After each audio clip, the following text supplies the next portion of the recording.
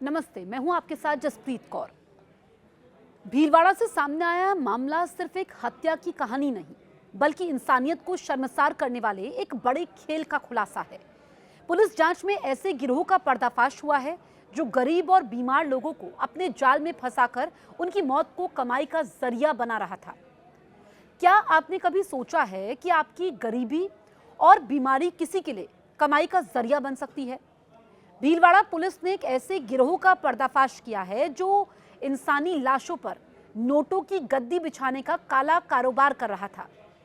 गुजरात से एक बीमार शख्स को इलाज के बहाने राजस्थान लाया गया, उसे शराब का आदी बनाया गया और फिर जब उसकी मौत हुई तो उसे हादसा दिखाने के लिए लाश के साथ जो बर्बरता की गई, उसने खाकी के भी होश उड़ा दिए।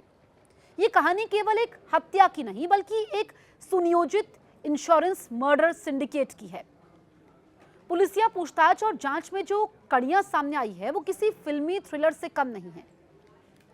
इनका काम करने का तरीका बेहद शातिराना था। गिरोह का सबसे पहला कदम उन लोगों को ढूंढना होता था जो आर्थिक रूप से बेहद कमजोर हो, गंभीर रूप से बीमार हो या शराब की लत में डूबे हुए हों। टारगेट मिलते ही गिरोह उनके नाम पर लाखों करोड़ों रुपए की भारी भरकम बीमा पॉलिसी लेता था। परिवार को मदद का झांसा देकर या बेहतर इलाज का लालच देकर पीड़ित को अपने कब्जे में ले लेते थे। साजिश का ठिकाना दरअसल पीड़ित को उसके राज्य से दूर किसी दूसरे राज्य के सुनसान इलाके या किराए के कमरे में शिफ्ट किया जाता था। प्राकृतिक मौत होने पर या हत्या करने के बाद उसे दुर्घटना साबित करने के लिए शव के साथ छेड़छाड़ की जाती थी। फर्जी गवाह और दस्तावेजों के आधार पर बीमा कंपनी से मोटी रकम ऐंठना इनका अंतिम लक्ष्य होता था। भीलवाड़ा के एसपी धर्मेंद्र सिंह की अगुवाई में पुलिस ने जिस मामले का खुलासा किया, उसकी परतें 7 मई की रात से खुलनी शुरू हुई। अहमदाबाद का रहने वाला 36 साल का दीपक लंबे समय से बीमार था और गरीबी के कारण लाचार था। उसे क्या मालूम था कि उसकी ये लाचारी विश्वास सूरज सैमुअल, भीखा भाई और डालू गाडरी जैसे गिद्धों के लिए सुनहरा अवसर बन जाएगी। आरोपियों ने दीपक को शराब का इतना आदी बना दिया कि वो सही गलत का फर्क भूल गया। उसे इलाज के नाम पर भीलवाड़ा के मालोला गांव के किराए के मकान में लाया गया। साजिश के तहत दीपक की मौत हो गई या उसे मार दिया गया, लेकिन गिरोह को डर था कि अगर सामान्य मौत हुई तो बीमा का क्लेम नहीं मिलेगा।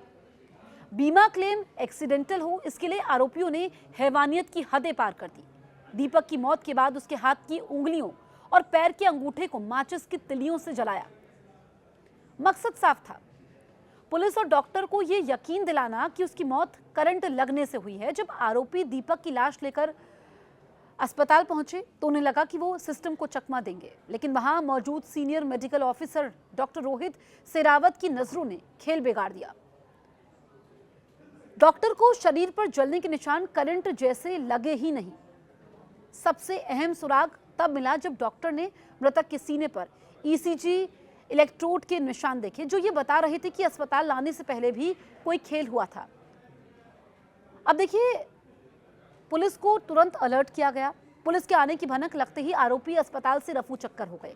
हालांकि एसपी धर्मेंद्र सिंह की टीम ने तकनीकी जांच और मुखबिरों के जाल से गंगरार टोल नाके पर घेराबंदी कर तीनों मुख्य आरोपियों को दबोच लिया।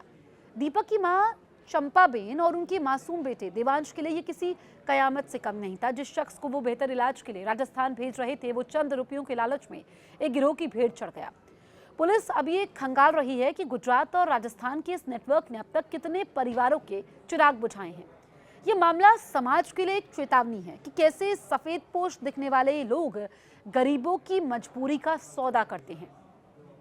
भीलवाड़ा पुलिस की इस कार्रवाई ने न केवल एक गिरोह को सलाखों के पीछे भेजा है, बल्कि बीमा क्षेत्र में चल रहे एक बहुत बड़े और घिनौने रैकेट का भंडाफोड़ भी किया है।